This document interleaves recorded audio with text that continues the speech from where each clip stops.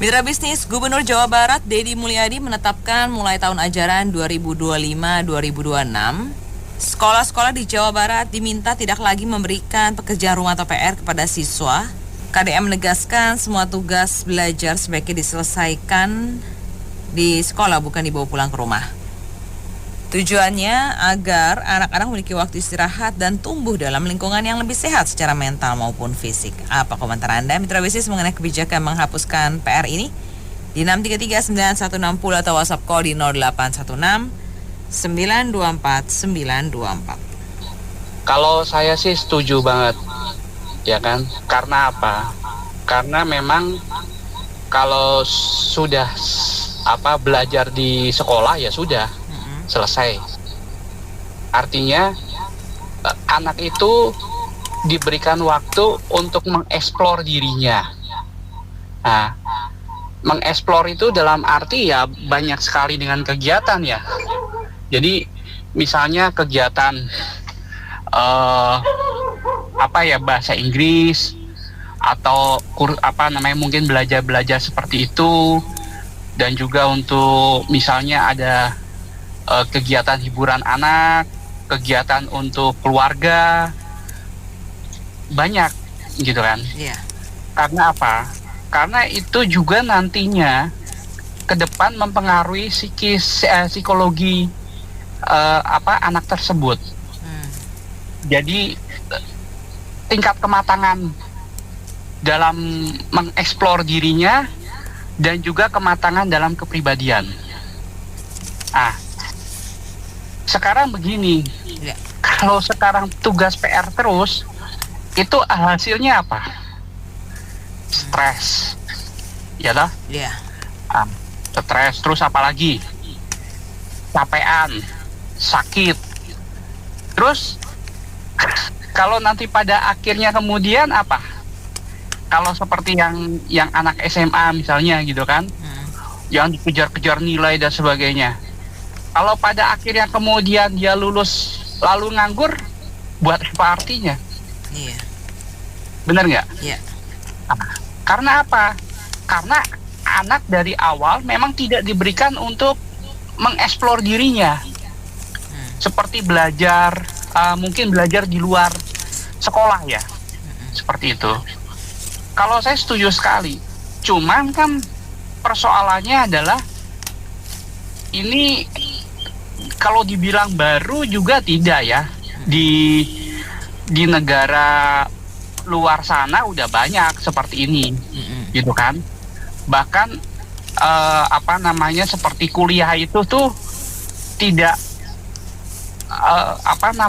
berdasarkan kurikulum yang itu aja, tapi melakukan suatu explore yang kemudian itu ditugaskan untuk membuat suatu project. Nah, sehingga apa? Cara berpikirnya mereka itu jauh lebih, saya tidak bilang lebih, nggak hanya sekedar lebih maju, tapi lebih matang dalam membuat suatu discernment, suatu keputusan, ya toh? Yeah. Suatu keputusan, suatu kemudian berpikir masa depan, kemudian banyak hal. Anak bermain di usia ya memang sampai SMA ya hal yang wajar, tapi diarahkan secara positif begitu aja. Jadi bagi saya sih baik-baik saja sih, gitu kan? Iya. Iya. Seluruh kegiatan pendidikan, manajemen pendidikan di suatu negara kan nanti dilihat dari hasilnya, peringkatnya di dunia. Itu mutunya bagaimana, turun apa naik. Nah, kita udah tahu bahwa peringkat di negara kita turun, udah berganti-ganti menteri, ganti-ganti pemerintahan, makin lama makin turun peringkatnya. Itu tandanya kualitas hasil manajemen pendidikan, dan di dalam manajemen pendidikan itu ada hal macam-macam, dari pembentukan kurikulum atau tidak pakai kurikulum, dari mulai kualitas SDM-nya, pembangunan struktur pendidikannya, dan lain-lain, banyak ya hal itu. Itu kira-kira bisa meningkatkan mutu pendidikan nggak di dunia? Peringkatnya naik tidak di dunia, kan seperti itu. Iya. Bahkan sampai membangun sekolah-sekolah unggulan. Apakah benar sekolah-sekolah unggulan? Kok peringkatnya turun di dunia? Jadi kan pertanyaan seperti itu. sebelum peringkatnya di dunia itu naik, itu belum dikatakan manajemen pendidikan baik, mutunya, kualitas yang penting kan itu, mutu kualitas dari hasil pendidikan itu ya, manajemen Iya. pendidikan di suatu negara, termasuk di negara kita Indonesia. Lalu timbul masalah, kira-kira kalau mau dibikin begini gimana? Kira-kira mau dibikin begitu walaupun wacana ya, bagaimana? Ya semua itu dari dulu ada dan sudah dipraktekkan pun ada, yang belum baru wacana juga ada. Tapi kan ujung-ujungnya nanti hasilnya sama. Kira-kira mutu kualitas pendidikannya naik tidak di peringkat dunia? Hasilnya nanti akan seperti itu. Nah, rakyat Indonesia sudah tahu. Rahasia manajemen pendidikan bukan hanya pada kesuksesan membangun infrastruktur pendidikan, bukan hanya sukses membangun SDM-nya, pengajar dan tenaga lain-lain yang dibutuhkan, bukan hanya sukses membuat mutu anak didiknya jadi naik, tapi juga manajemen dari pusat ke daerah harus kerjasamanya bagus. Jangan ada korupsi di dalamnya. Kalau ada korupsi bagaimana? Atau kolusi korupsi, jual beli bangku sekolah SD, katanya laptop, dugaannya ada korupsi, lalu apalagi? Ya kemungkinan hasilnya tidak bagus. Dia akan turun peringkat pendidikan di dunia, kualitas mutunya itu akan turun. Jadi sudah cari kerja di negara ini kalau nggak pakai tarik-tarikan orang dalam atau pakai uang, sulit dapat kerja, kan kemungkinan seperti itu. Masih juga mutu dari kualitas ijazahnya itu juga banyak yang masih ragu para pengusaha gitu ya, dalam negeri luar negeri. Lalu bagaimana? Ya mau nggak mau harus konsisten, manajemen pendidikan di negara kita jujur, kredibel, ya, profesional benar-benar jujur, kredibel, amanah, bisa dipercaya. Harus seperti itu. Kalau tidak seperti itu, ini negara tidak berubah. Ada kurikulum ataupun tidak ada kurikulum, pendidikannya ya peringkatnya di dunia bisa turun. Iya. Kemungkinan seperti itu lagi. Ya, Halo. menurut saya setuju tuh. Itu PR tuh nggak ada. Karena PR itu biasa dikerjakan oleh mamanya atau guru lesnya. Tak ada muridnya yang kerja. Aku udah lihat banyak. Jadi percuma itu PR. Sama bodoh itu anak. Itu yang dikerjakan oleh guru les, mamanya. Tidak ada mutu itu. Itu dia belajar di sekolah. Anak aku tiga pintar semua belajar sekolah. Semua sukses. Ya itulah. Menurut saya itu KTM itu udah gitulah. Ya yang beda maaf aja ya kalau saya sih setuju. Terima kasih. Ya, meskipun ini hal yang debatable ya, karena kadang-kadang PR itu membuat anak-anak mengulang di rumah. Ada prinsip hafal kaji karena diulang gitu. Pemahaman itu jadi lebih mendalam karena ada homework.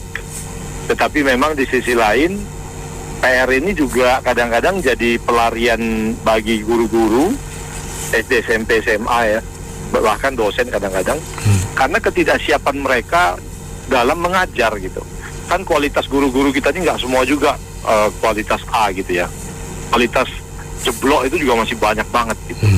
Jadi dia mengajar itu tidak pakai teaching planning, kemudian tidak memastikan apa yang akan jadi output bagi anak-anak ini, keahliannya dan seterusnya, tetapi kegagalan dia dalam memimpin kelas itu, menyampaikan materi, maupun kegagalannya dalam mengelola waktu, entah dia keluar sebentar jemput anak sekolah atau beli sayur kacang panjang di warung gitu, itu dikompensasinya dengan PR. Kadang-kadang disuruh mencatat buku, membaca ini, membaca itu menjadi PR gitu. Sehingga memang keputusan Pak KDM ini menjadi sangat penting supaya seorang anak tumbuh kembang itu dia juga bisa tumbuh secara di kelas belajar akademis, tapi juga bisa bermain dan beristirahat, karena bermain itu sendiri merupakan sarana belajar buat anak-anak gitu. Jadi dia sore bisa main sepeda mini gitu, main bola, main voli sama teman-temannya, atau sekedar berlari-lari di pinggir empang, mancing gitu, mengejar kupu-kupu. Maghrib pulang, sholat, ngaji kalau yang Islam gitu, atau yang lain acaranya nonton TV yang wajar dan seterusnya. Jadi biar bermain itu menjadi alat belajar juga. Orang dewasa juga bermain itu perlu sebagai alat belajar. Makanya ada olahraga yang membantu kita tumbuh kan. Karena dengan begini guru dituntut supaya mengajar dan menyelesaikan pemahaman siswa itu di kelas. Jadi sebagai orang tua siswa saya sangat setuju supaya anak-anak kita itu tidak burn out alias tidak stres luar biasa. Cukup di sekolah saja belajar yang maksimal, baru setelah itu ditumbuhkan kesadaran untuk suka membaca, untuk suka berdiskusi. Ya, ini mungkin dia bisa lakukan membaca dengan pilihannya sendiri apa yang mau dibaca di malam hari atau di waktu luang. Tapi PR kadang-kadang ya 50% karena memang supaya murid paham, 50% karena gurunya itu kok, guru yang ngasih PR banyak sejubrek itu guru-guru kualitas jeblok semua itu. Mungkin masing-masing kan punya pandangan ya. Nah, kalau menurut saya sih, saya kurang setuju ya dengan KTM ya. Bagaimanapun juga gini ya, ini sebenarnya itu kan lingkupnya ini ke sekolah ini kan sebenarnya kan era di lingkungan itu ya, istilah Menteri Pendidikan ya. Ya maaf aja nih, mungkin dari pihak KDM kan baru sebagai gubernur ya Pak. Jadi ya istilahnya harusnya sih koordinasi sama pihak itu ya, mungkin Menteri Pendidikan gimana gimana itu loh untuk proses-prosesnya. Nah, itu satu. Kedua, sebenarnya untuk PR ini ya, ini ada gunanya juga ya. Karena selain itu, kalau misalkan tidak ada PR, terus paling pulang ke rumah, kerjaannya apa? Main apa game online, game apa gitu. Terus kebetulan kemana gitu. Jadi istilahnya sebenarnya kalau PR itu ya untuk mengarah mereka tuh untuk kemana-mana atau mungkin mau main-main game yang lain gitu loh. Istilahnya ya biar bertambah penting juga untuk kita punya anak juga gitu loh. Terus yang ketiga juga mungkin ada baiknya sih, mungkin supaya sih dari pihak guru juga istilahnya lebih diseleksi juga ya untuk penerimaan guru ya. Jadi bagaimanapun juga itu guru kan sebagai yang utama ya untuk kemajuan kita punya anak gitu loh. Jadi betul-betul diseleksi, jangan sampai istilahnya cuma mungkin karena istilahnya mungkin karena kenal, karena apa itu istilahnya kualitas guru itu juga di nomor 2-kan gitu loh. Kalau menurut saya kalau memang tidak berkualitas jangan diterima gitu loh. Nah, malahan harus dididik lagi gitu loh. Jadi bisa lebih kompeten gitu loh untuk mendidik anak kita gitu. Itu aja, makasih. Gini, saya agak tergelitik juga karena ya saya juga masih punya anak yang di bangku sekolah. Jadi gini, kita itu anggaran pendidikan kita 20%, selalu didengung-dengungkan 20% sama pemerintah. Kita memprioritaskan pendidikan 20% dari APBN, which is berapa? 2.000 triliun. Kalau 20% kan artinya kan sekitar 400 triliun kan. Which is yang mana menurut saya lama-lama tuh jadinya slogan gombal aja menurut saya. Karena gini, kalau kita mau memajukan pendidikan di negara kita, salah satu yang harus good problem yang harus kita backup dulu adalah tenaga pendidik. Tenaga pendidik, sekarang kita lihat profesi guru di sini, di Indonesia, itu bukan career choice, bukan pilihan karir, Bang Anto. Gak ada yang mau jadi guru. Boleh tanya anak-anak, waduh jadi guru, Pak, itu bagaimana masa depan kami, segala macam. Jadi guru honorer, jadi quality dari faculty member, quality dari pengajar kita itu, sorry to say, itu hanya mungkin di sekolah swasta yang terbaik yang bisa bayar gurunya lebih baik, itu yang mungkin mutu pendidikannya yang lebih baik, which is logically kayak begitu. Jadi kalau sekolah-sekolah yang abal-abal, mereka boro-boro bayar guru untuk maintenance sekolah aja mungkin juga nggak sanggup. Kalau kita contoh negara-negara tetangga, kita nggak usah inilah, misalnya kayak Australia itu per bulan guru di sana mungkin bisa 10.000. Sedangkan dengan $5.000 di sana sebulan itu udah hidup berkecukupan banget, udah uang sewa dan istilahnya sudah decent gitu gajinya gitu lah. Pengajar di dosen university juga lebih gede lagi gajinya, bisa setahun mungkin bisa di atas $100.000 per tahun. Kemudian tenaga pendidik di Singapura, jadi profesi guru di luar itu sangat dihargai dan itu adalah pilihan semua. Jadi orang-orang yang terbaik yang menjadi tenaga pengajar guru di high school yang terbaik, kemudian university, pendidikan tinggi dan sebagainya.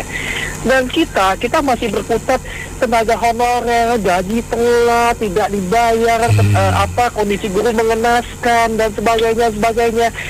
Itu kan konyol sekali menurut saya. Anggaran pendidikan 20% begitu besar tidak dipakai untuk membereskan dulu akar masalahnya, yaitu quality dari tenaga pendidikan. Kenapa quality tenaga pendidikan kita nggak bagus? Yaitu karena nggak ada yang orang yang kalau nggak terpaksa banget atau benar-benar panggilan hati banget banget gitu, mereka nggak ada yang mau milih jadi guru sih Bang Anto. It's not profession yang bisa bikin lu kaya di Indonesia gitu loh, artinya gitu. Jadi seiring dengan faculty member yang baik, tenaga pengajar yang baik, otomatis quality pendidikan kita juga pasti akan terangkat. Itu sudah pasti 1000%. Sekolah-sekolah akan mulai jadi sekolah-sekolah yang baik. Dan mau ada PR itu bukan masalah lagi. Basically ada sistem pendidikan yang memang mengharuskan muridnya menyelesaikan semua tugas di sekolah. Mereka bisa stay sampai jam 3, sampai jam 4 sore, bahkan bisa sampai jam 6 sore.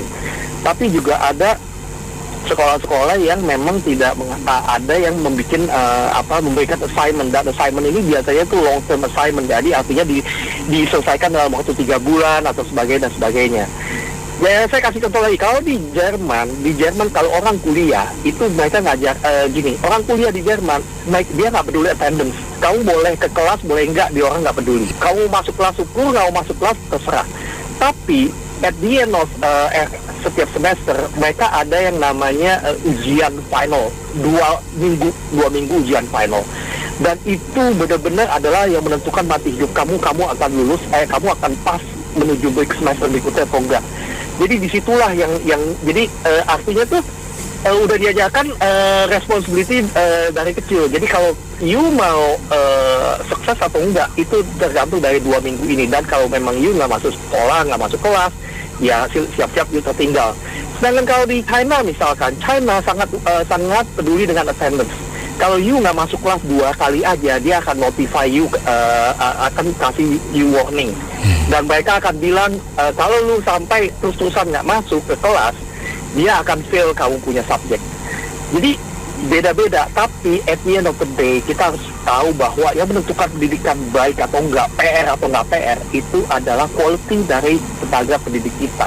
Dan itulah yang tidak dijabarkan dengan slogan gombal 20% APBN yang nggak pernah terjadi sampai sekarang, which is a pity basically. Ya, oke. Oke, jadi gini. Masalah PR ini tentunya saya, Bung Beni juga sudah merasakan ya. Gitu, karena ini kan sudah dari zaman Orde Baru, era Orde Baru ya kan. Kenapa sampai sekarang masih ada? Karena ini adalah bagian dari proses pembelajaran. PR. Jadi di sekolah itu ada 2 model. Jadi gini, PR itu sejatinya fungsinya adalah suatu proses. Dia adalah pengulangan pembelajaran, namanya PR. Jadi di sekolah itu ada 2 model pengulangan pembelajaran. Itu pertama PR, yang kedua adalah ujian harian atau ujian ulangan ya, dulu disebutnya ulangan ya. Ulangan harian atau ulangan mingguan. Dua model ya kan gitu. Jadi kita dulu ya belajar, misalkan hari ini kita belajar materi ini, ya kan. Kita waktu habis di sekolah sekitar rata-rata saat ini ya mungkin 6 jam lah rata-rata ya gitu. Nggak mungkin kan semua materi itu bisa diselesaikan dalam waktu 6 jam juga. Ya kan. Jadi ini maksudnya materi disampaikan guru hari ini, kemudian guru kasih PR di mana siswa mengulangi kembali di rumah dalam bentuk PR supaya siswa lebih memahami lagi. Betul. Ya, kemudian juga dampak positifnya itu menguatkan memori anak. Memori anak jadi kuat. Kadang-kadang kan materi kalau di sekolah dikasih bisa aja kan lupa. Tapi dengan PR itu kan akhirnya kita mengulangi lagi di rumah. Ya kan, sehingga kita menjadi ingat bahkan lebih memahami lagi. Ini otomatis kan menguatkan memori anak. Ya kan gitu.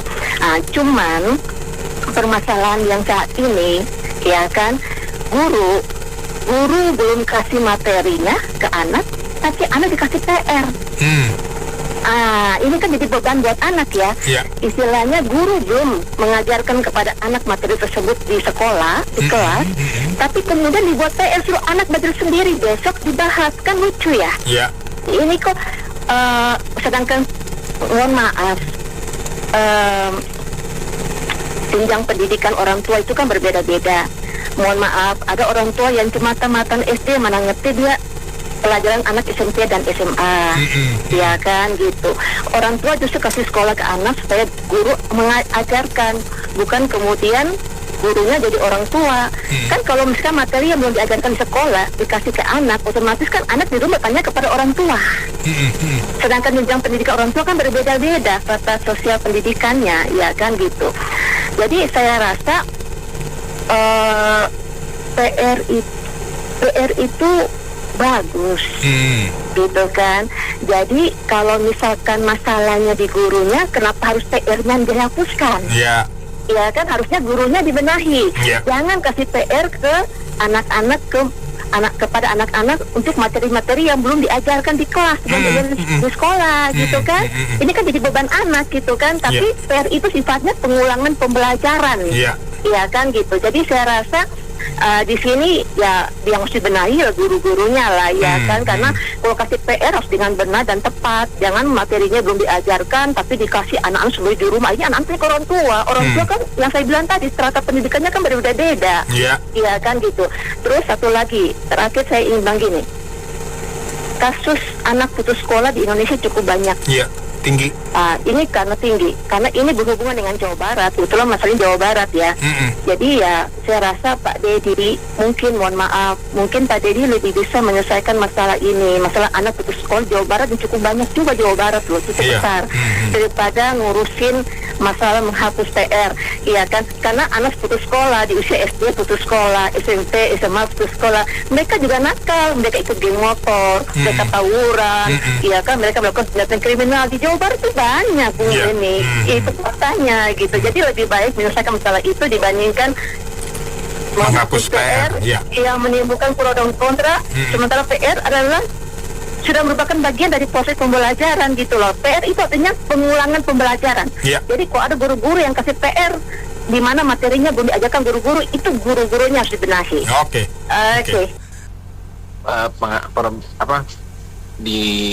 Dikasih perbandingan aja, kayak kan ada olimpiade fisika, ada olimpiade kimia kan, ada banyak lah, ada astronomi atau apa. Mungkin nggak satu siswa itu dia bisa semuanya gitu. Mungkin nggak dia bisa astronomi, dia bisa ekonomi, dia bisa mungkin dalam bahasa juga dia bisa, mungkin nggak gitu, kan jarang ya. Nah tapi yang siswa harus pelajarin semuanya. Sekarang harus bahasa Mandarin, bahasa Inggris, harus belajar semuanya kan. Jadi kan waktu yang diperlukan di sekolah itu udah banyak sekali, sementara yang dilombain nggak semuanya kan. Nah, satu siswa itu harus bisa semuanya kan. Sama dengan pekerjaan juga, nggak mungkin dia bisa jadi dokter, bisa juga jadi apa sutradara atau apa, kan nggak mungkin gitu. Jadi menurut saya sih agak, mungkin kalau di Finlandia katanya dia nggak terlalu banyak jam belajarnya. Ya menurut saya sih apa perlu belajar sebanyak itu gitu. Jadi karena belajar sebanyak itu dia jadi capek, di rumah juga mau disuruh belajar lagi jadi kurang ya kualitas belajarnya gitu. Menurut saya sih gitu Bang. Sebenarnya antara telur atau ayam dulu, minum jamu dulu atau bertempur dulu.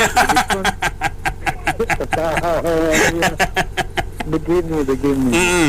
PR ini juga harus lebih detail ya. SD, SMP, SMA. Kemudian selektif tuh, kalau umpamanya SD kan ada ujian akhir, ujian belakangnya itu yang masuk nilai. Saya sudah lama nggak sekolah, cuman kuliah tok gitu.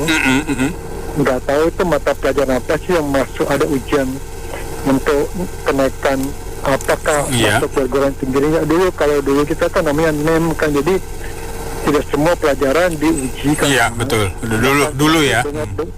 Bahkan saya sekarang sudah nggak ada ujian lagi kan, jadi mungkin tadi maksudnya begini. PR itu ya namanya PR pekerjaan di rumah. Iya. PS itu ya bukan PlayStation, itu adalah pelajaran sekolah. Iya, ya nggak? betul. Jadi mungkin selektif aja untuk maaf saya. Sekarang kita ngelihat nih, kita kan belajar kan bukan hanya sekedar otak kiri toh, otak kanan juga harus seimbang. Nah, mungkin masuk akademi itu PR itu dibatasi, jadi jangan dihilangkan semua. Oke. Nah, yang kedua kita kembali lagi nih, kapasitas gurunya seperti apa? Kebayang nggak kalau daerah tertentu yang gurunya satu ngaji sampai 5-6 pelajaran, puyeng juga kan? Nah, benar. Terus kedepannya ini kan ada sekolah rakyat. Saya nggak tahu apakah jurinya udah jalan atau masih bacaan, saya nggak tahu. Nah, kalau mau benar-benar diterapkan ya mungkin sekolah rakyat dulu. Itu. Cuma saya kembali lagi ya. Setelah anak itu sekolah, di sekolahnya mungkin berapa jam, terus balik lagi ke rumah, tidak, otaknya nggak istirahat, dicicil lagi PR, belum lagi nanti bantu orang tuanya bikin ini bikin begini. Itu kapan otaknya istirahat gitu. Oke. Buatan. Ya. Ya itu aja. Pendapat saya. Terima kasih. Gua rasa Kang Deddy mau niru sekolah internasional, bro. Yang nggak ada PR-nya. Tapi sebenarnya kalau dibilang nggak ada PR, setahu gua sih ada juga sih, tapi bahasanya aja yang keren, bro. Project. Oke. Project itu kan juga PR sebenarnya, setahu gua. Nah sekarang gini, ini pro kontra lah, PR dikasih atau enggak. Menurut gua masing-masing sekolah pasti punya kebijakan. Mereka punya kalender pendidikan selama setahun, biasa gitu ya, jangka pendek ya. Terus 3 tahun. Nah masalahnya di negara kita sepertinya tidak punya roadmap untuk mencerdaskan anak bangsa. Nggak punya roadmapnya, bro. Kita fair ngomong aja. Masing-masing stakeholder itu mencari keuntungan sendiri-sendiri. Oke. Kita contoh, ganti menteri, ganti kurikulum. Kan berarti objekan, bro. Iya. Pula, ya nggak, pengadaan lah. Kita boleh ngomong bahwa kita setelah merdeka sedemikian lama masih sibuk nggak bisa benahi dunia pendidikan, bro. Akibatnya yang terjadi kayak begini. Kita mau coba contoh luar negeri, tapi kita ketinggalan dari luar negeri. Betul nggak? Iya dong. Kita ini kalau mau dibilang kenapa banyak siswa-siswa pintar di Olimpiade, itu karena orang tuanya invest banyak, bukan karena dunia pendidikan kita. Sama seperti olahraga. Kenapa bulu tangkis kita maju? Karena banyak swasta yang ikut andil, kayak Jarum, kayak Kudus, ya nggak? Pemerintah memang menyediakan anggaran 20%, di olahraga juga ada, tapi kan sampai di bawah itu mending kayak kencing netes, bro. Ya nggak? Kalau masih kayak kencing ya masih ada lah netes, bro. Duitnya udah dikantongin dari atas sampai bawah. Iya. Ada itu yang namanya pembinaan bullshit itu semua. Jadi lu mau ngarepin bagus? Enggak, karena masing-masing punya kepentingan. Jadi di sini kita ribut nih, harus kasih PR atau enggak. Sekarang gini, mau kasih contoh luar negeri. Luar negeri mata pelajaran 5, bro. Yang utama tuh ya. Lah kita, bro, ujian aja mau 12 mata pelajaran. Agama lah, sejarah lah. Waduh, di luar mah kagak ada begituan, ya nggak? Lah semua harus lu apalin dari SD sampai SMA. Lah kan gila, anak kita dicekokin yang nggak beres-beres, bro. Dan yang lucunya, sorry mungkin pro dan kontra lah ini, agama mah serahin aja ke keluarga, nggak usah diatur sama sekolah.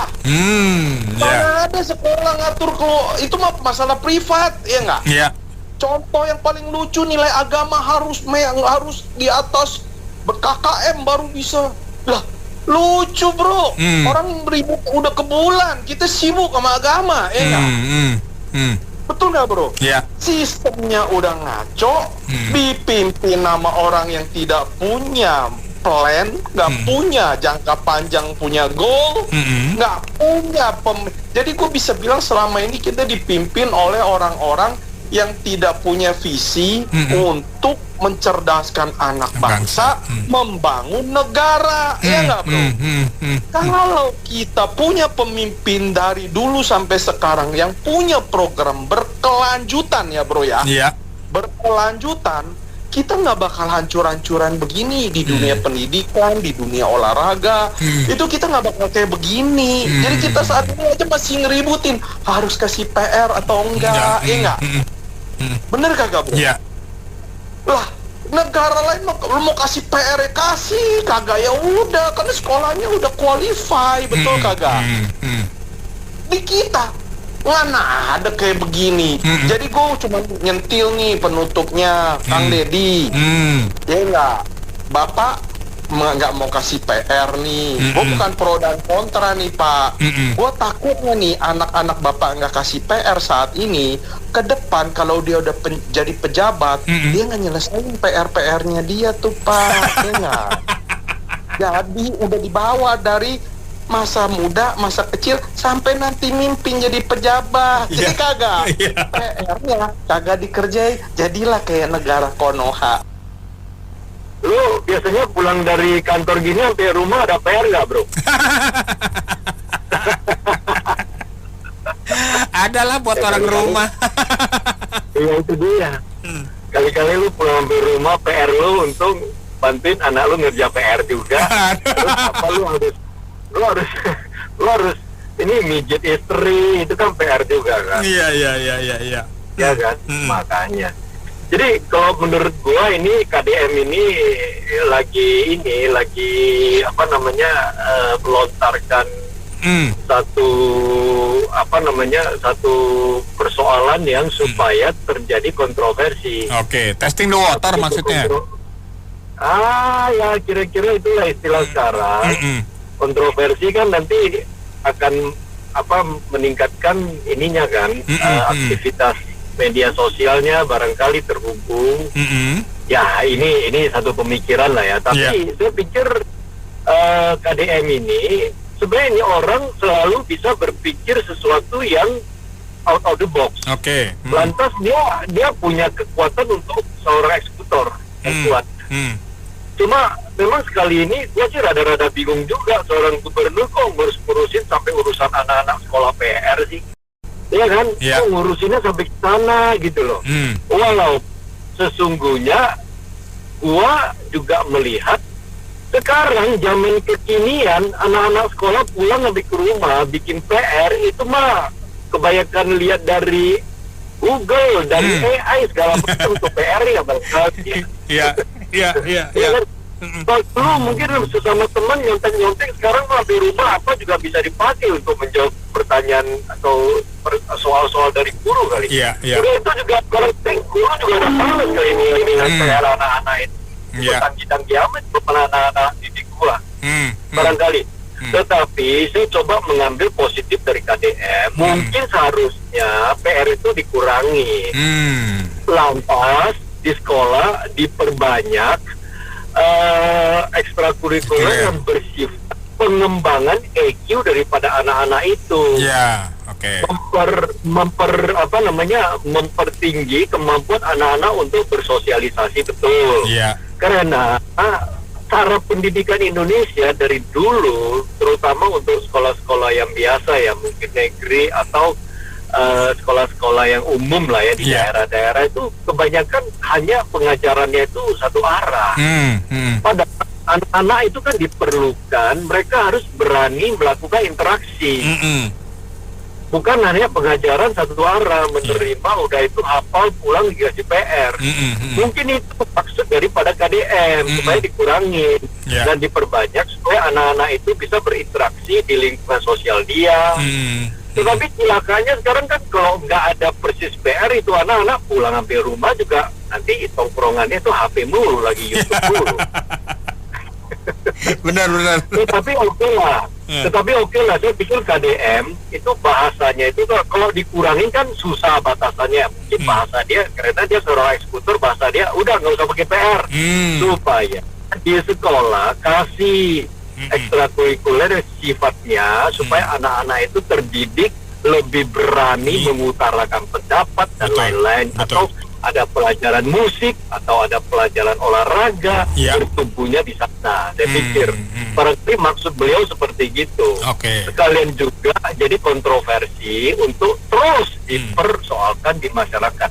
Itulah seorang KDM pintar menurut saya. Beliau itu mampu dan beliau itu bisa memanfaatkan kesempatan. Tetapi beliau juga harus tahu hari ini adalah gubernur untuk Jawa Barat. Jawa Barat itu masih banyak kok daerah-daerah yang masih terbelakang. Itu coba terus diperhatikan lah. Daerah Sukabumi sampai daerah mana lah itu banyak-banyak pelosok di Cianjur mungkin masih banyak lah. Ya kan harus Tasikmalaya segala macam itu Pak. Itu beberapa hal yang lebih cenderung masyarakat ke bawah juga perlu diperbaiki lah. Jadi saya kira gitu aja bro. Selanjutnya gue PR dulu nih bro. Terima kasih, selamat dulu. Nah, namanya belajar itu kan latihan, mencari ilmu. Nah, biasanya tuh kalau mau pinter ya sering latihan. Seperti pemain silat lah, kalau nggak latihan memang bisa. Nggak bisa, iya benar. Sama belajar juga sama. Mau jadi apa ya, pilot kayak, jadi dokter kayak. Kan kalau kita nggak belajar secara rutin dan secara terus menerus, mustahil lah bisa jadi. Ya kecuali yang cerdas IQ-nya tinggi pun itu juga belajarnya harus tetap rutin. Jadi PR atau belajar di sekolah atau kursus atau apapun kan itu metode belajar.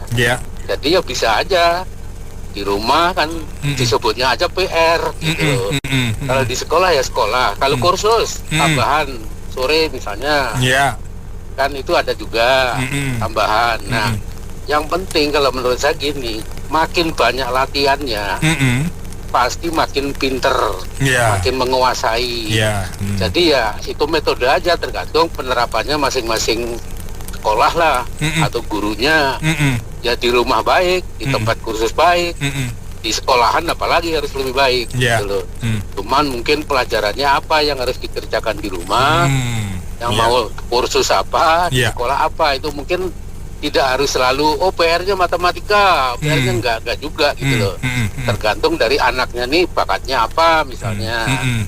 Nah, jadi yang penting kalau intinya ginilah, makin banyak belajar, makin banyak latihan, apalagi ditambah makin banyak sparring, tes, pasti ujiannya lebih bagus. Intinya itu. Baik. Terima kasih. Karena ini menyangkut pendidikan, ya, saya juga mau menghimbau, ya, menyarankan juga bahwa tolong juga kalau guru sudah mengajar untuk anak-anak itu, gaji guru juga sepadan lah, jangan kasih terlalu kecil. Kasihan juga mereka kadang-kadang ada guru yang saya tahu ya, sampai ngojek online untuk mencari sampingan karena gajinya sih tidak cukup, apalagi ada yang dipotong oleh sekolahnya gitu loh. Tolong mereka juga diberi kesejahteraan yang bagus. Dengan mereka sejahtera, mereka akan bisa mengajar murid dengan baik.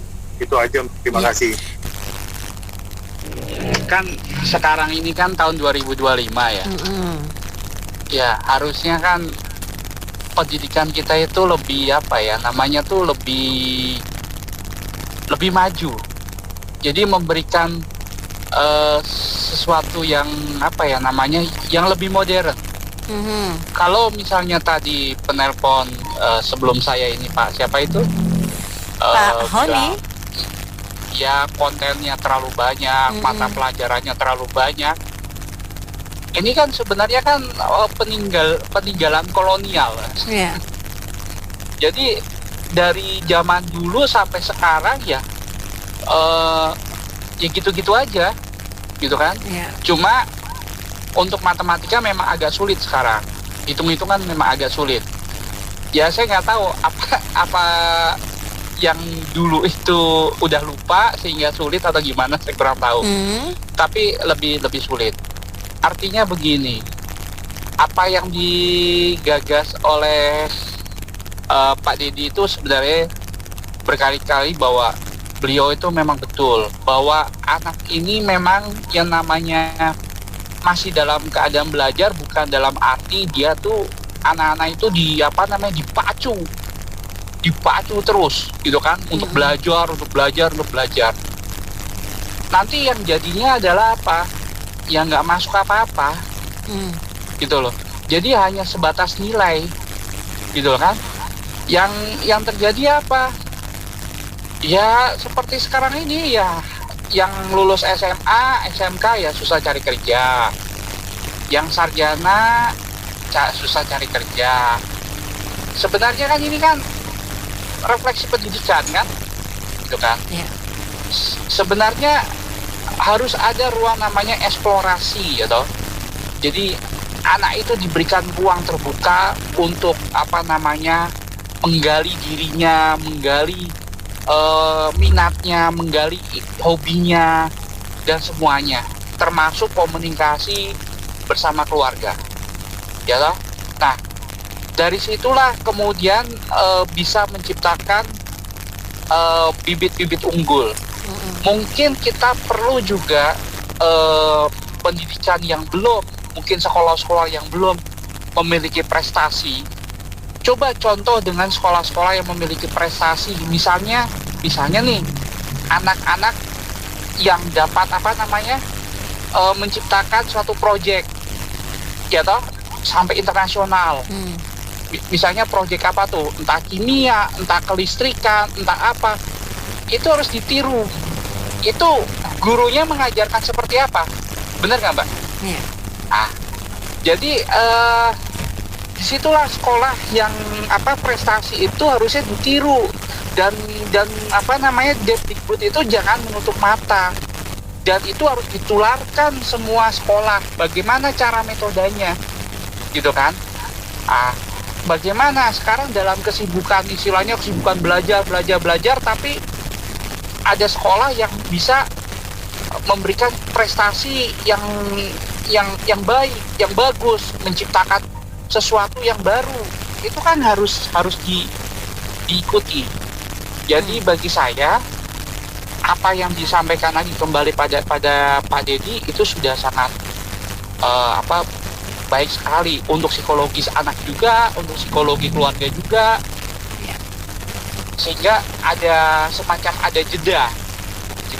Kalau ya sudah, sekarang begini aja dah, orang dewasa, orang kerja di kantor, terus bawa pulang pekerjaan di rumah, kira-kira gimana?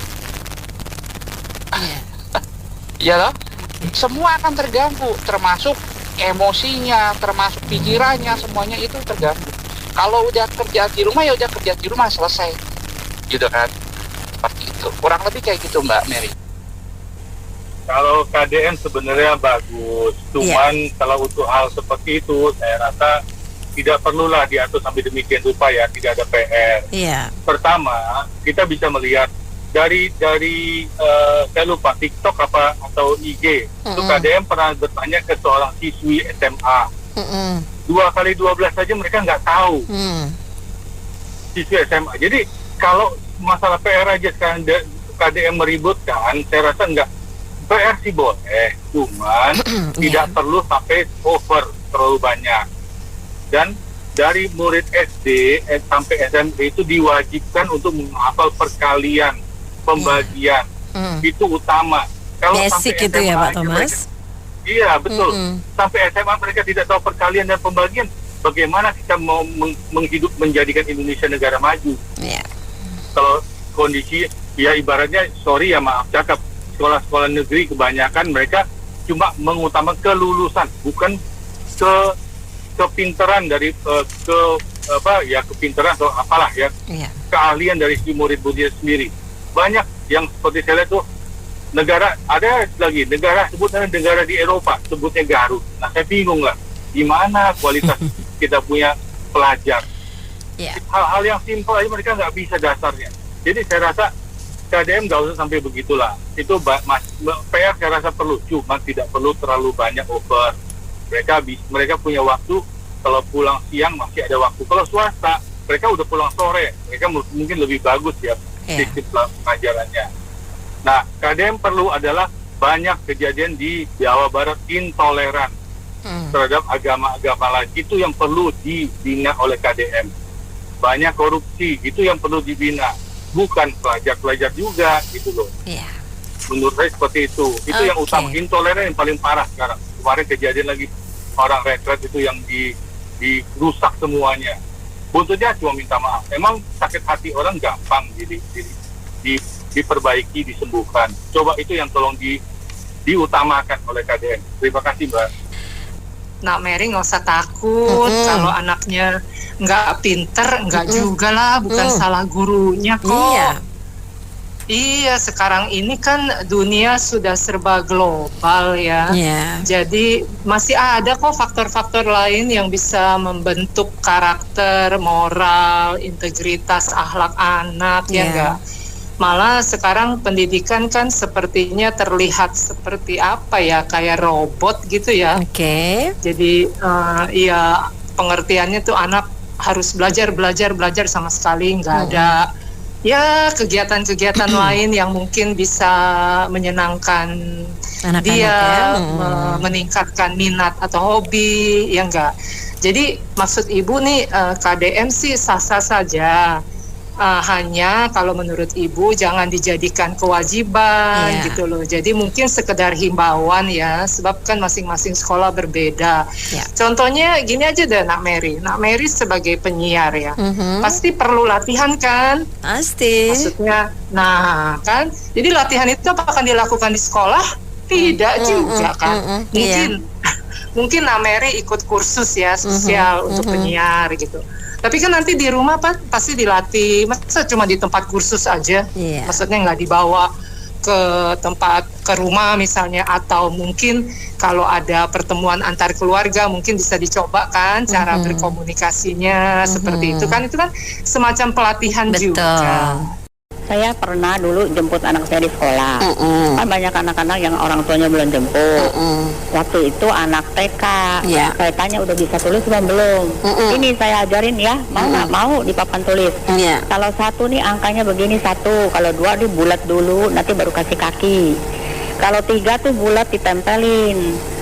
Sampai 10 udah gitu. Lama-lama anaknya bisa. Begitu orang tuanya kaget.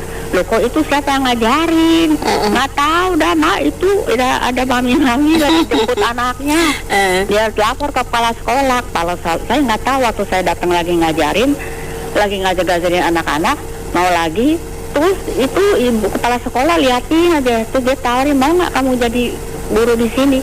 Enggak Bu, saya lagi ada di rumah banyak urusan, dia bilang gitu, jaga gudang. Terus makanya tuh sekolah gurunya harus bisa ngajarnya, harus kreatif ya Bu Yuli. Harus bisa, tuh kayak kali-kalian tuh suruh tulis 1 kali 1 terus sama 1 kali 2 gitu. 2 kali berapa tuh udah hafal. Yang tua baru ganti yang 3. Anak saya tuh waktu kelas mau masuk kelas 1 aja udah hafal, gurunya juga kaget di sekolahannya. Bukan di situ, saya sekolahnya di Penabur. Anak saya kok bisa ya saya ajarin. Saya bilang gitu, mestinya harus gurunya yang bisa ngajarnya, dia anaknya cepat ngerti. Saya seperti kalau matematika tuh kan susah, mereka tuh 15 potong 13 nggak tahu. Ya bikin pagar aja 15, dipotongnya 13, sore-sore sisanya berapa gitu. PR sih susah juga kalau orang tuanya nggak ada di rumah, nggak ada yang bisa ngajarin. Gitu. Kalau panggil guru ngeles lagi kan biaya lagi. Itu aja. Yang luar biasa ya, out of the box. Walaupun tingkatnya Jawa Barat, tapi mudah-mudahan itu bisa berhasil dan menjadi secara nasional seluruh Indonesia. Saya amati, memang anak-anak sekarang sudah sangat nggak sehat. Itu saya mengatakan mereka kerja lebih keras daripada orang dewasa. Saya pulang kantor, dan saya yakin yang lain juga banyak pulang kantor, sampai di rumah ada kerja, benar? Bisa ngasuh, bisa istirahat gitu ya. Tapi anak-anak ini pulang ke rumah, anak saya, itu kalau nggak ada tes aja, dengan tugas-tugas saja jam 12 malam tuh. Ya, jam pagi bangun, jam 6 berangkat sekolah. Itu sekolahnya mulai jam 7:30 gitu. Nah, bayangkan sampai jam 12, kalau ada tes, itu bisa sampai jam 1, jam 2. Dan itu anak-anak kan berlangsungnya 12 tahun sekolah ya. Masih sehat. Ya, dari segi kesehatan kayak begitu gitu ya. Dulu ya mungkin SD nggak sampai segitu lah ya. Nah, ini kan sudah SMA anak saya. Tapi bukan saya bicara anak saya, rata-rata semua kayak begitu saya bilang seluruh Indonesia gitu ya. Nah, dan yang sebut anak-anak itu menurut definisi dokter anak seluruh dunia itu sampai 18 tahun. Artinya sampai dengan anak kelas 3 SMA itu anak-anak, tergolong anak-anak gitu ya. Nah, itu sangat nggak sehat. Dan ini tidak ada yang gubris. Itu sangat sayangkan menteri ganti menteri tidak ada, anggap aja biasa. Saya lihat orang lain yang kerja kayak begini cuma anggota DPR, saingannya cuma anggota DPR. Anggota DPR itu kan meetingnya sampai jam 8 malam, 9 dulu dapat paripurna gitu ya. Sampai pagi jam 3 juga ya. Iya, kalau ada meeting maksudnya benar. Nah, ini benar masalah. Itu pun kalau ada meeting. Ini anak-anak rutin loh. Nah, itu udah nggak sehat ya. Tidurnya kurang, anak-anak itu tidur 8 jam harus. Gitu ya. Kalau bangun jam 5 gitu, tidurlah jam 9 gitu kan. Nah, bagaimana bisa pulang segudang gitu tugasnya ya, mau itu. Nah, tapi latihan sebenarnya yang disebut PR itu kan latihan sebenarnya. Konsep belajar memang benar. Anak-anak belajar itu ada latihan secukupnya kan di jam pelajaran, tapi jam pelajaran kan terbatas. Nah, perlu latihan lebih lanjut itu aplikasi. Jadi kalau saya ini di bidang pendidikan, jadi anak-anak kalau belajar, habis itu praktis, habis itu apply. Nah, tugas dari latihan ini yang apply ini sebenarnya memberi kesempatan mereka untuk mengaplikasikan apa yang sudah pelajari ya. Kemudian yang kedua, untuk guru mengakses apakah hasil ajaran saya atau hasil belajar anak-anak tadi seperti apa. Dilihatkan dari latihan ini, nggak harus dari tes. Jadi latihan ini dibutuhkan, tidak bisa dihilangkan. Nah, ide yang baik dari Pak KDM ini, maksud saya itu harus ada yang dilakukan. Kalau hanya ditiadakan saja, ya latihan yang tadi saya mengatakan itu yang baik itu diperlukan, ya hilang kan, itu berarti mengganggu. Nah, tapi kalau itu yang tadi segitu panjang dikerjakan di rumah, kalau di sekolahnya jamnya tidak ditambah, lah kan nggak mungkin habis jam belajar pulang, terus latihannya dia di mana? Di rumah nggak boleh latihan gitu kan, nggak boleh ada PR. Jadi saya mau ya berbagi aja pendapat, ya berbagi usulan gitu. Ide yang bagus itu, sekolah itu mau nggak mau harus diperpanjang. Di Cina itu sampai malam sekolahnya. Kita nggak sampai malam lah, nggak usah kayak ekstrim kayak begitu ya. Nah, tambahlah sampai misalnya jam 5 sore. Nah, setelah belajar, itu sisanya apa? Itu mereka di sana lakukan latihan itu. Yang tadi latihan namanya di rumah kan disebut PR. Nah, itu di sekolah disebut latihan, bukan PR lagi, karena kerjanya di sekolah. Yang memberi kesempatan tadi saya bilang, yang untuk mengaplikasikan apa yang sudah dipelajari, dan sekaligus untuk bahan assess dari guru. Gitu ya. Nah, kemudian kalau mereka ini di sekolah, tentu kan harus ada yang supervisi. Ya, saya percayalah anak-anak apalagi SD, jangan ke SD SMA dia main di sana gitu kan. Nah, jadi guru itu harus perpanjang jam kerjanya. Nah, tugasnya tapi dia bukan mengajar lagi, tapi dia sifatnya supervisi. Dan sekolah itu harus dibuat seperti yang dulu misalnya ada istilah kubikasi. Jadi anak satu meja belajar gitu loh. Harus ada tuh. Jadi mereka kan kalau kelas kan belajar bareng-bareng. Ini kan nggak mungkin kita tahan mereka seperti bentuk di kelas itu ya, belajar masuklah seperti di perpustakaan atau apa yang meja-meja sendiri belajar. Nah, guru supervisi cuma pastikan mereka lagi belajar, lagi latihan tadi itu. Kedua, kalau ada yang susah kan di rumah itu kan orang tua cari guru les, benar nggak? Nah, udah nggak boleh cari guru les dong, karena sudah dilarang kan di rumah. Nah, ada kan anak-anak yang memang perlu dibantu, itu fakta. Nah, guru ini fungsi yang kedua itu, selain satu supervisi, kedua yang perlu dibantu. Tapi kita juga mesti fair dengan guru ini, kan dia jam kerja jadi panjang. Nah, tolong dibayar lebih dong. Nah kan, kalau di rumah kan dia mesti bayar guru les. Nah, daripada uangnya kasih guru les, bilang aja sama orang tua kasih ke sekolah, nanti sekolah kasih ke guru. Gitu kan. Jadi tujuannya tadi itu yang itu tidak akan terganggu. Nah, cuma persoalan kalau diperpanjang, kan kalau di rumah tadi saya bilang belajar sampai jam 12 malam tuh bikin PR. Saya lihat satu pelajaran PR-nya butuh 1,5 jam, ada 3 pelajaran jam, ya nggak heran lah. Ya, di rumah habis mandi makan jam 6, jam 7, perlu 4-5 jam lagi. Kan nggak mungkin kita tambah 4-5 jam di sekolah kan. Kalau selesainya sekolah jam 2 kan cuma bisa tambah 3 jam.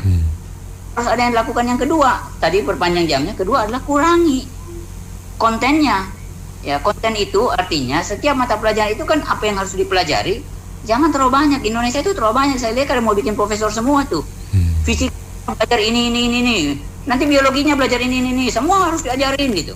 Nah, itu kan konten. Jadi konten harus dikurangi jadi jenis konten, bisa juga dikurangi kedalaman kontennya itu sendiri gitu loh. nggak perlu. Nanti mereka kuliah itulah yang akan dibentuk keahliannya. Ini kan menengah. Nah, jadi konten dikurangi supaya latihan tadi itu bisa cukup dengan perpanjangan 3 jam saja di sekolah itu loh. Kalau nggak di sekolah mau pulang jam 8 malam kan nggak mungkin kan. Gitu.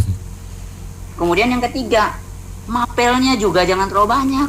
Kalau mapel banyak otomatis kan setiap mapel ada latihannya. Kan jadi banyak tadi. Banyak lagi. Mapelnya. Jadi harus dikurangi. Nah, caranya bagaimana kurangi? Semua konten itu perlu dipelajari. Saya setuju itu ya. Tapi jangan setiap tahun mesti ada konten yang mapel yang sama. Jadi ada 7 pelajaran mapel. Ya. Tahun berikut 7 lagi, tahun berikut 7 lagi. 12 tahun belajarnya ulang-ulang gitu. PPKN 12 tahun gitu. Buat apa sih? PPKN mungkin cukup 9 tahun aja udah PPKN 9 gitu kan. Nanti tahun yang ke-10 PPKN nggak ada itu loh. Jadi mereka belajar banyak pelajaran, tapi nggak setiap tahun dapat semua pelajaran yang sama. Kalau begitu ya jadilah masalah ini sampai jam 12 malam. Yang paling penting di SMA itu, yang penjurusan itu tidak perlu ada IPA IPS kayak begitu, ya. Anak-anak itu perlu belajar semua karena ini kesempatan mereka untuk mengenali pelajaran apa yang nanti saya minati untuk saya perdalam di kuliah. Jadi semua perlu psikologi, perlu sosiologi, ekonomi perlu itu, kimia, fisika, biologi perlu. Tapi coba Mas Anto bayangkan, saya sebut tadi itu ada berapa tuh? Itu 15 pelajaran, terus kelas 10 15, kelas 11 15, kelas 12 15. Ya kan nggak masuk akal. Nah, jadi kelas 10 misalnya 7 pelajaran saja. Kelas 11 7 pelajaran yang lain. Jadi dalam 3 tahun SMA itu dia bisa belajar 21 pelajaran gitu loh. Mapel itu bisa 21 mapel. Nah, tapi semua cukup 1 tahun. Nanti di kuliah dia kan akan oh iya saya punya minat berarti yang saya masuk kedokteran atau saya masuk biotek gitu kan. Ya, kayak begitu. Jadi dikasih seperti saya bilang konsepnya itu di restoran itu sampler. Kalau Mas Anto ke restoran kan ada yang namanya sampler. Di situ ada isi macam-macam makanan tapi sedikit-dikit semua. Icip, sudah kita icip, oh saya suka ini. Baru saya pesan ulang 1 main course yang ini gitu kan. Jadi ketika saya ambil main course saya sudah tahu apa yang saya suka. Nah sama ketika saya kuliah saya sudah tahu apa yang saya suka. Tapi sekarang dibikin IPA, IPS. Ya, anak sudah belajar yang 3-4 pelajaran IPA saja. Begitu selesai ya dia berubah pikiran. Udah nggak bisa keganjal karena universitasnya minta dari kelas 10, 11, 12 harus ada pelajaran ini. Kalau mau ambil kedokteran harus ada biologi, kimia gitu kan. Lah, padahal dia tadi sudah ambil IPS gitu kan. Nah, anak itu sifatnya labil. Labil. Jadi tidak bisa kita minta keputusan yang dibuat di masa labil itu dipertanggungjawabkan sampai kuliah. Ya sudah, kamu salah pilih, kamu nggak bisa kuliah itu. Kan nggak bisa kayak begitu. Nah, kembali lagi, tapi itu efek yang lain lah. Yang untuk saya adalah bagaimana supaya KDM punya ide di sekolah aja dan itu bisa tanpa pengorbanan. Tadi saya bilang latihan itu tidak bisa dihilangin. Kalau dihilangin ya berarti anak tidak ada kesempatan mengaplikasikan apa yang mereka sudah pelajari dan tidak ada kesempatan mengakses. Satu-satunya nanti keluar bukan assessment beda dengan testing. Nanti satu keluarnya adalah ujian, tes. Ya kan celaka. Ya saya nggak pernah tahu masalah anak saya, tiba-tiba dites, hasil tes mau dinaikkan, gitu kan, naikkan kelas. Kan nggak bisa kayak begitu. Usulan saya sangat setuju ide ini, tapi harus ada yang melakukan, yaitu tadi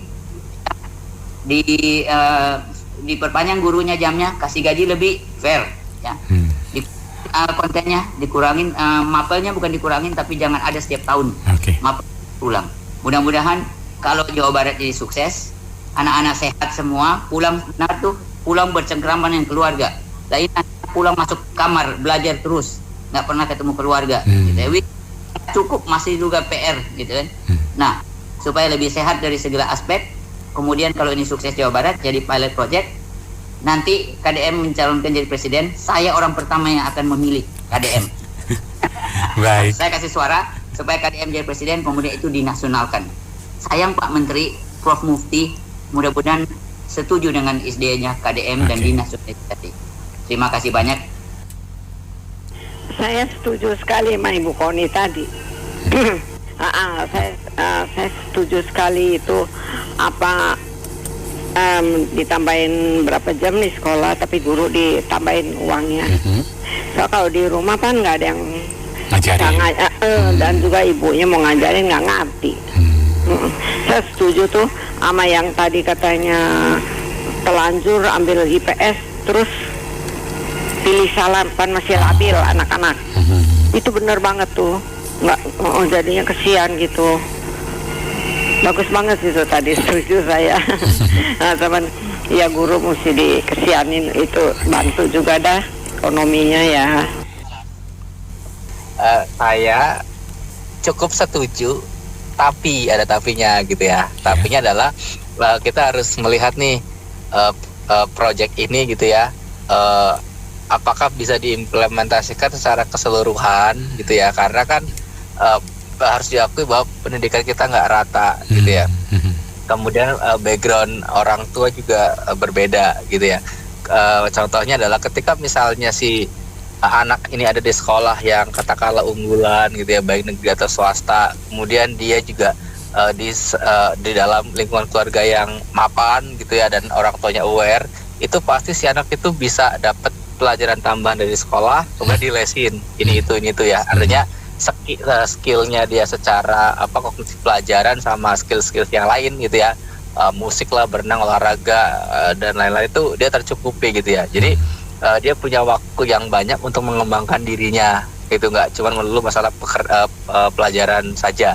Tapi ketika misalnya ini diimplementasikan di sekolah yang yang katakanlah kurang lah secara tenaga pendidik, secara kualitas pendidikan gitu, dan orang tua juga nggak terlalu aware, nanti kalau nggak ada PR, si anak ini malah nggak dipaksa untuk belajar di rumah, malah bermain tawuran aneh-aneh gitu ya. Jadi kayaknya si Pak ya KDM gitu ya, dengan dinas terkait ya, piloting project dulu lah, ambil sampling untuk kategori yang sekolahnya oke sama yang enggak, kita lihat hasil kualitasnya, outputnya gimana, bagus apa enggak.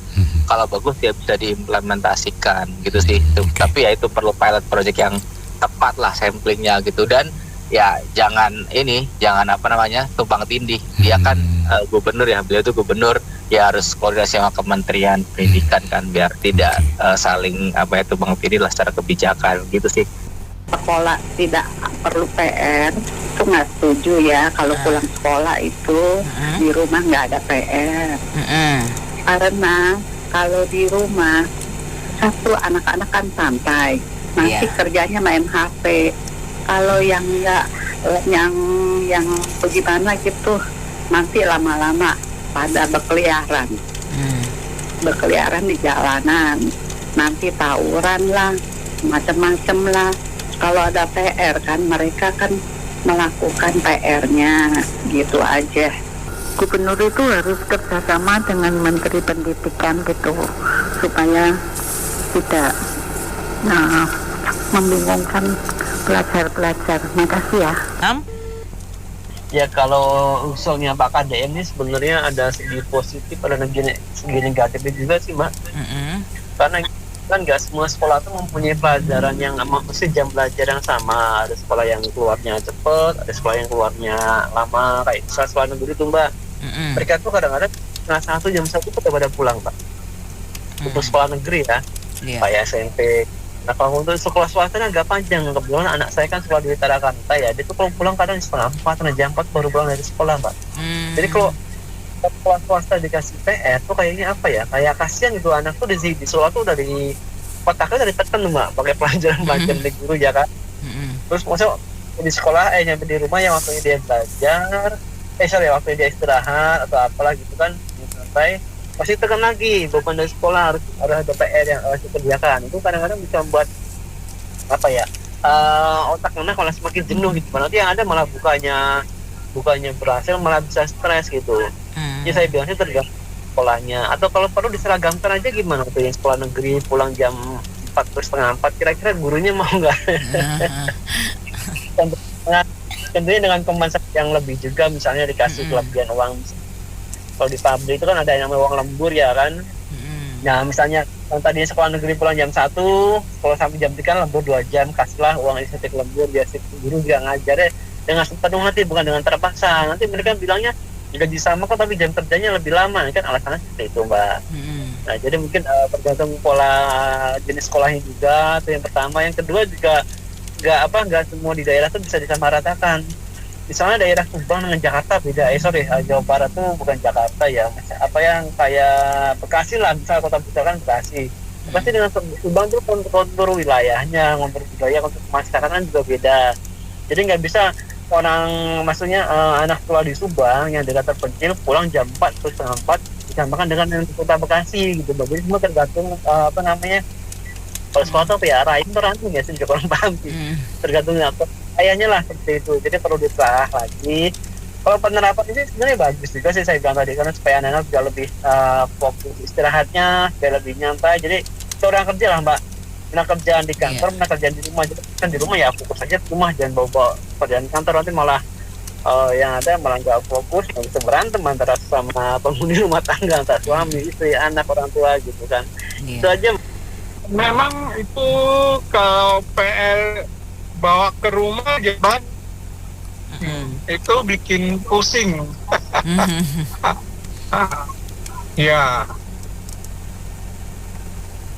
Senangnya anak-anaknya belajar juga banyak-banyak nggak ada. Yang penting kan SMA sama sekolah universitas ditekan biar pintar gitu kan. Ya semoga anak-anak sekolah ke depan bisa bagus semua lah.